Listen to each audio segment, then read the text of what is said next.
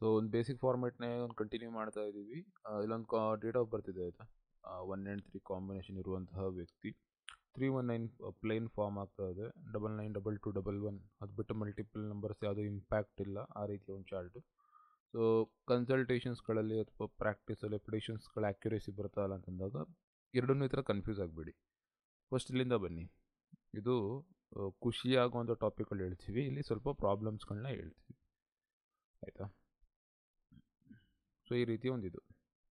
ಈಗ ನಾವಿಲ್ಲಿ ಡಿಸ್ಕಷನ್ ಮಾಡೋಕ್ಕೆ ಸ್ಟಾರ್ಟ್ ಮಾಡ್ತೀವಿ, ಎಕ್ಸ್ಪ್ಲೇನ್ ಮಾಡೋಕ್ಕೆ ಸ್ಟಾರ್ಟ್ ಮಾಡ್ತೀವಿ ಅಂದರೆ ಮೊದಲನೇದು 1-3 ಕಾಂಬಿನೇಷನ್ ಏನಾಗ್ತದೆ, ಯಾವ ರೀತಿ ಇರ್ತಾರೆ ವ್ಯಕ್ತಿಗಳು. ಸೊ ವ್ಯಕ್ತಿ ಬುದ್ಧಿವಂತಿಕೆ, ನಾಲೆಡ್ಜ್ ಆಗಿರಬಹುದು ಅಥವಾ ಎಕ್ಸ್ಪ್ರೆಸ್ ಮಾಡೋದಾಗಿರ್ಬೋದು, ಸಾಫ್ಟ್ ಸೆನ್ಸಿಟಿವ್ ಇರ್ತಾರೆ, ಅವ್ರ ಎಜುಕೇಷನ್ ಮೇಲೆ ಪ್ರೈಡ್ ಇರುತ್ತೆ. ಅದಾದಮೇಲೆ 1 ನಂಬರ್ ಬರ್ತಾ ಇದೆ.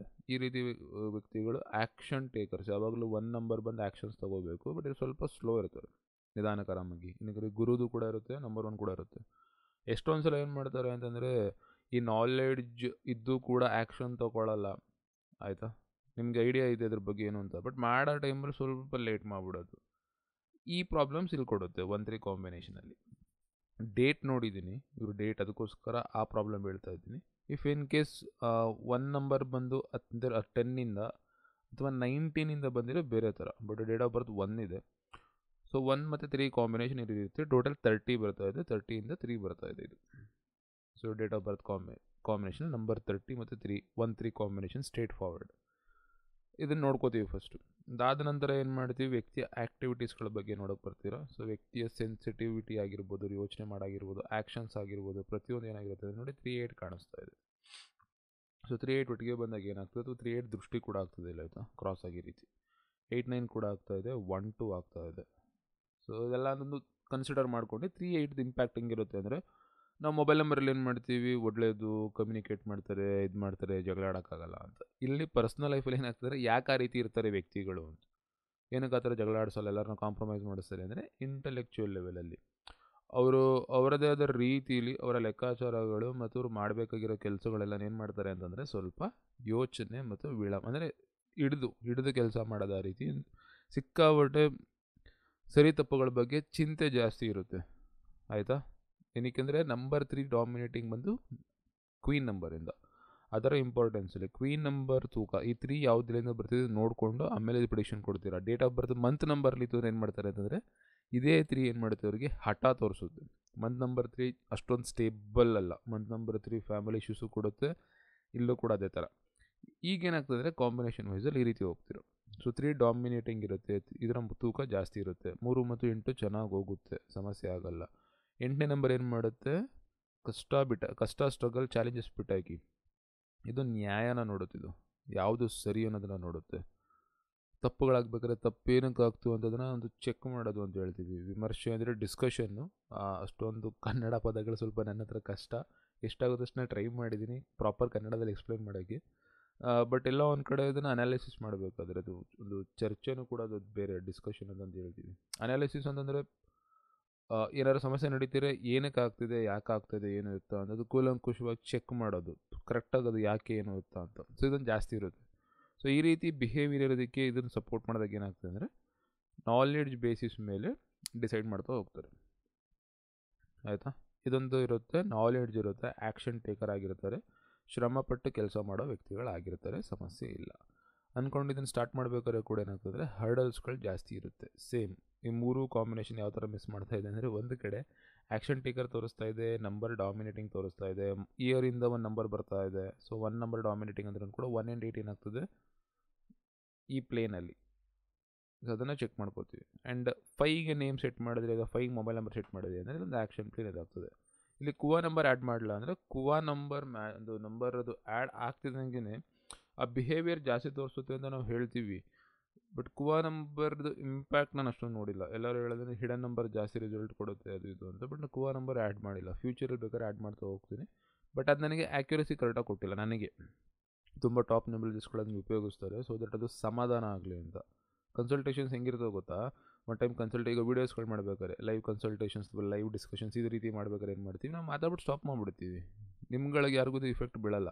ಬಟ್ ಈ ವ್ಯಕ್ತಿ ಚಾರ್ಟ್ ನನಗೆ ಕಾಂಟ್ಯಾಕ್ಟ್ ಇರುತ್ತಲ್ವ, ಸೊ ನಾನು ಕುವಾ ನಂಬರ್ನ ಒಂದು ಸ್ವಲ್ಪ ಓವರ್ ಹೈಪ್ ಅಥವಾ ಓವರ್ ಬಿಲ್ಡಪ್ ಕೊಟ್ಟು ಎಕ್ಸ್ಪ್ಲೈನ್ ಮಾಡೋದು ತಪ್ಪು ಅಂತ. ಸೊ ಕುವಾ ನಂಬರ್ ಅದಕ್ಕೆ ಆ್ಯಡ್ ಮಾಡಲ್ಲ. ಕುವಾ ನಂಬರು ಚೆಕ್ ಮಾಡ್ಕೊಳ್ಳಿ, ಕುವಾ ನಂಬರ್ ಇಟ್ಕೊಳ್ಳಿ. ಅದ್ರ ಕ್ವಾಲಿಟಿ ಯಾವ ರೀತಿ ರಿಫ್ಲೆಕ್ಟ್ ಆಗುತ್ತೆ ಅಂತ ಆಲ್ರೆಡಿ ಹೇಳ್ಕೊಟ್ಟಿದ್ದೀನಿ, ನೀವು ನೋಡ್ಕೊಳ್ಳಿ. ಮ್ಯಾಚ್ ಮಾಡಿ ನೋಡಿ. ಏನಕ್ಕೆ ನನ್ನದು 100% ಆ್ಯಕ್ಯುರೇಸಿಲಿ ನನಗೆ ಹಿಂಗೆ ಬರುತ್ತೆ ರಿಸಲ್ಟ್ ಅಂತ ಅದಕ್ಕೆ ಅಷ್ಟೊಂದು ಕಾನ್ಫಿಡೆನ್ಸ್ ಇಲ್ಲ ನನಗೆ ಕುವಾ ನಂಬರ್ ಮೇಲೆ. ನಾನು ಅದಕ್ಕೆ ಅದನ್ನು ಜಾಸ್ತಿ ಇದು ಮಾಡೋಕ್ಕೆ ಸ್ಟ್ರೆಸ್ ಔಟ್ ಮಾಡೋಕ್ಕೆ ಹೋಗಲ್ಲ. ನಂಬರ್ 5 ನಂಬರ್ 6 ಎಲ್ಲ ಬಂದರೆ ಖುಷಿಯಾಗಿಬಿಡ್ತಾರೆ, ಪ್ರಾಬ್ಲಮ್ಸೇ ಇಲ್ಲ ಅಂತ, ಅಂಥವ್ರಿಗೆ ಪ್ರಾಬ್ಲಮ್ ಜಾಸ್ತಿ ಇರುತ್ತೆ. ಹಾಗಾಗಿ ನಾನು ಕುವಾ ನಂಬರ್ ಸ್ವಲ್ಪ ಏನು ಮಾಡ್ತೀನಿ, ಸ್ಲೋ ಮಾಡ್ತೀನಿ ಸದ್ಯಕ್ಕೆ. ಅಷ್ಟೊಂದು ಡಿಸ್ಕಷನ್ಸ್ ಬೇಡ ಅಂತ ಹೇಳಬಾರ್ದು ಅಂತಲ್ಲ, ಅದನ್ನು ಕನ್ಸಿಡರ್ ಮಾಡಬೇಕು. ಬಟ್ ಆ ಚಾರ್ಟಲ್ಲಿ ಎಲ್ಲೂ ಕಾಣಿಸೋದೇ ಇಲ್ಲ. ಇಲ್ಲೇನೋ ತೊಗೋತೀರಾ ಇಲ್ಲಿ.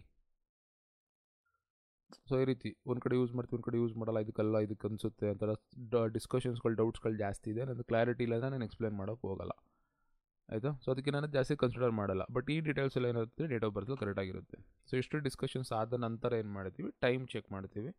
ಸೊ ಟೈಮ್ ಬಂದು 8 ಇದೆ, ಕಿಂಗ್ ನಂಬರ್ 1 ಇದೆ. ಸೊ ಏನಾಗಿರುತ್ತೆ ಈ ಒಂದು ಪರ್ಟಿಕ್ಯುಲರ್ ಟೈಮಲ್ಲಿ ಇಲ್ಲಿಂದ ಇಲ್ಲಿವರೆಗೂ ಆ ಒಂದು ನಂಬರ್ 8 ಏನಿರುತ್ತೆ ಅದು ನೆಗೆಟಿವ್ ಅಥವಾ ಪಾಸಿಟಿವ್ ಆಗಿ ರಿಸಲ್ಟ್ ಕೊಟ್ಟಿರುತ್ತೆ, depending on personal year. So personal year calculate ಮಾಡಿ, ಡೇಟು ಮತ್ತು ಮಂತನ ಹುಟ್ಟಿದ ದಿನಾಂಕ, ಹುಟ್ಟಿದ ತಿಂಗಳು ಸೇಮ್ ಇಟ್ಕೊಳ್ಳಿ, ಹುಟ್ಟಿದ ವರ್ಷನ ಇದನ್ನು ಹಾಕ್ಬಿಟ್ಟು ಕ್ವೀನ್ ನಂಬರ್ ಕಂಡುಹಿಡೀರಿ ಅಷ್ಟೇ, ಆಯಿತಾ. ಇದು 12/3 ಬರ್ತಾ ಇದೆ, ಅಂದರೆ 12ರಿಂದ 3 ಬರ್ತಾ ಇದೆ. ಸೊ ಈ ವರ್ಷ ಕೂಡ ಏನಾಗ್ತದೆ ಅಂದರೆ ಅದು 12 ಏನು ಮಾಡುತ್ತೆ, ಎಕ್ಸ್ಪೆನ್ಸಸ್ ಇನ್ನೊಂದೇನೋ ಮತ್ತೊಂದು ಅದನ್ನು ಇದಾಗ್ತದೆ. ನೆಕ್ಸ್ಟ್ ವರ್ಷ ಬಂದು 13 ಬರ್ತದೆ. ಸೊ 4 ಬಂದು ಯೂಶ್ವಲಿ ಚಾಲೆಂಜಿಂಗ್ ಟೈಮ್ ಅಲ್ವಾ. ಇಲ್ಲೇನಾಗ್ತದೆ, ಇಂಟೆಲೆಕ್ಚುಯಲಿ ಇವರು ಸಿಕ್ಕಾಬಿಟ್ಟೆ ಸ್ಟ್ರಾಂಗ್ ಇರ್ತಾರೆ, ಬಟ್ ಹಠದಲ್ಲಿ ಮತ್ತು ಡಿಸಿಪ್ಲಿನಲ್ಲಿ ಕೆಲಸ ಮಾಡಬೇಕು. ಮೌಲ್ಡಿಂಗ್ ಟೈಮ್ ಇದು. ಸೊ ಈ ಚೇಂಜಸ್ನ ತೋರಿಸೋದಿದ್ದು challenging time, but changing time ಇದು. ಇಲ್ಲಿ ಚೇಂಜ್ ಆಗ್ತು ಅಂದರೆ ಅಪ್ಕಮಿಂಗ್ 3-4 ಇಯರ್ಸ್ ಏನಿದೆ ಚೆನ್ನಾಗಿದೆ, ವ್ಯಕ್ತಿಗೆ ಸಮಸ್ಯೆ ಆಗಲ್ಲ. ಏನಕ್ಕೆ ಅಂತಂದರೆ 12, 13, 14, 15, 16 ಆ ರೀತಿ ಹೋಗ್ತದೆ, ಚೆನ್ನಾಗಿದೆ.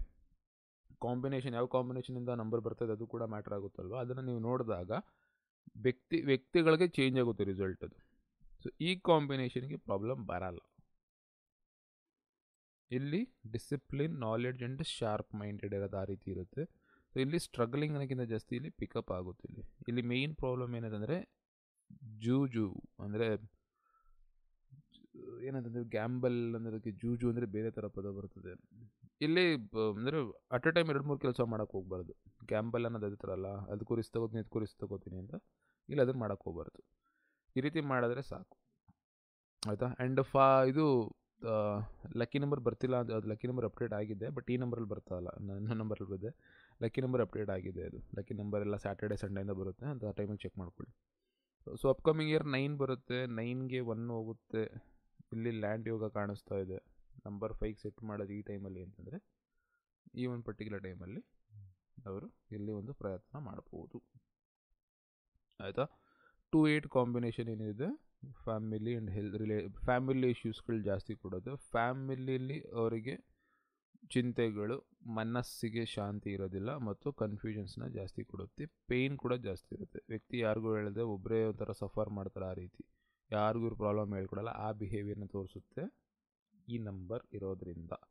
ಈಗೋಯಿಸ್ಟಿಕ್ ಇರ್ತಾರೆ, ಪೇನ್ ಇದ್ರೂ ಕೂಡ ಓಪನ್ ಆಗಲ್ಲ. ಇಫ್ ಇನ್ ಕೇಸ್ ಇಲ್ಲ 5, 6 ಇದ್ದು ಈ ಥರ 2-8 ಇದ್ದರೆ ಅವರು ಎಲ್ಲ ಕಡೆ ಹೇಳ್ಕೊಟ್ಟಿರ್ತಾರೆ ಸಮಸ್ಯೆ ಅಂತ. ಬುದ್ಧಿವಂತಿಕೆ ತೋರಿಸ್ತಾ ಇದೆ, 3-8 ತೋರಿಸ್ತಾ ಇದೆ, ಆ್ಯಂಡ್ 2-1 ತೋರಿಸ್ತಾ ಇದೆ. 8-9 ಏನು ಮಾಡುತ್ತೆ ಅಂತಂದರೆ ಈಗ ಲ್ಯಾಂಡಲ್ಲಿ ಮಾಡಬೇಕಾದ್ರೆ ಇಲ್ಲಿ ಸ್ಟ್ರಗಲ್ ಅಂತ, ಚಾಲೆಂಜಸ್ ಅಂತ ತೋರಿಸುತ್ತೆ. ಸೊ ಇನ್ವೆಸ್ಟ್ಮೆಂಟ್ ಮಾಡಬೇಕಾದ್ರೆ ಈ ಟೈಮ್ ಚೇಂಜ್ ಆಗುತ್ತಲ್ಲ ಅವ್ರದ್ದು, 2025 ಅಲ್ವಾ ಇಲ್ಲಿ. ಸೊ ಈ ಒಂದು ಫೇಸಲ್ಲಿ ಅವ್ರ ಬರ್ಡೇ ಟೈಮಲ್ಲಿ ಚೇಂಜ್ ಆಗ್ತು ಅಂತಂದರೆ ಎಲ್ಲಿ ಇನ್ವೆಸ್ಟ್ ಮಾಡಬೇಕು ಹೇಳಿದ್ರೆ ಇವರು ಈ ಟೈಮಲ್ಲಿ ಇನ್ವೆಸ್ಟ್ ಮಾಡಬೇಕು. ಇಲ್ಲಿ ರಾಂಗು, ಇಲ್ಲಿಂದ ಡೌನ್. 2-3 ಇಯರ್ಸಲ್ಲಿ ಇನ್ವೆಸ್ಟ್ ಮಾಡಬೇಕು, ಆಮೇಲೆ ಇನ್ವೆಸ್ಟ್ ಮಾಡೋಂಗಿಲ್ಲ. ಇನ್ವೆಸ್ಟ್ ಮಾಡೋಕ್ಕೂ ಮುಂಚೆ ಲ್ಯಾಂಡ್ ಚೆಕ್ ಮಾಡಬೇಕು, ಏಕೆಂದರೆ ಚಾಲೆಂಜಸ್ ಕೊಡೋದು ತೋರಿಸ್ತಾರೆ. ಸೊ ಅಪೋಸಿಟ್ ದೃಷ್ಟಿ ಏನಿರುತ್ತೆ ಇಂಪ್ಯಾಕ್ಟ್ ಇದ್ದೇ ಇರುತ್ತೆ, ಅದನ್ನು ನೋಡ್ಕೊಳ್ಳಿ ಅಷ್ಟೆ. ಸೊ ಅದು ಬಿಟ್ಟು ಸಕ್ಸಸ್ ಯೋಗ ಕಾಣಿಸ್ತದೆ 319ಇಂದ. ಸೊ ಒಳ್ಳೆ ಜಾಬಲ್ಲಿ, ಪೊಸಿಷನಲ್ಲಿ, ಸೊಸೈಟಿಲಿ ಒಳ್ಳೆ ಹೆಸರು ಅಂತ ಆ ರೀತಿ ಬ್ಯಾಕ್ಗ್ರೌಂಡ್ ಇರುತ್ತೆ. ಅದೇ ರೀತಿ ಬೆಳಿಬೇಕು ನೀವು. ಬೆಳೆಯೋಕ್ಕಾಗಿಲ್ಲ, ಬೆಳೆದಿಲ್ಲ ಅಂತಂದರೆ ಪ್ರಾಬ್ಲಮ್ಸ್ ಇರ್ತವೆ. ಆ್ಯಂಡ್ ಸ್ಟೇಟಸ್ ಕೂಡ ನಮಗೆ ಮನಸ್ಸಿಗೆ ಸಂಬಂಧಪಟ್ಟಿದ್ದು, ಅದು ಕೂಡ ಚಾಲೆಂಜಸ್ ತೋರಿಸ್ತಾ ಇದೆ. ಸೊ ಒಂದು ರೀತಿ ಬದುಕಕ್ಕೆ ಅಂತಲೇ ಕಷ್ಟಪಡ್ತಿರ್ತೀರ, ಆ ರೀತಿ ಸ್ಟ್ರಗ್ಲಿಂಗ್ ಇರೋಂತಹ ಒಂದು ಕ್ಯಾರೆಕ್ಟರ್ ಆಗಿರುತ್ತೆ ಈ ಒಂದು ಡೇಟ್ ಆಫ್ ಬರ್ತ್. ಇಲ್ಲಿ ನಾನೇನು ಚೆಕ್ ಮಾಡಿದೆ ಏನು ಎತ್ತಾ ಅಂತ ಅಂದ್ಬಿಟ್ಟು ಈಗ ನಿಮಗೆ ಎಕ್ಸ್ಪ್ಲೇನ್ ಮಾಡ್ತೀನಿ, ಯಾವ ರೀತಿ ಏನು ಎತ್ತಾ. ಈ ನಂಬರ್ಗೆ ಪದೇ ಕಂಪೇರ್ ಮಾಡ್ತೀನಿ, ಡೇಟ್ ಆಫ್ ಬರ್ತ್ ಡೀಟೇಲ್ಸ್ ಏನಕ್ಕೆ ಬೇಕು ಅಂತಂದ್ಬಿಟ್ಟು ನಾನು ನಿಮಗೆ ಹೇಳ್ಕೊಡ್ತೀನಿ.